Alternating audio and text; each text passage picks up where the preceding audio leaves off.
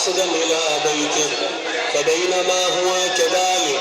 فإذا بزمرة الطاغية قد اعترضت طريقه،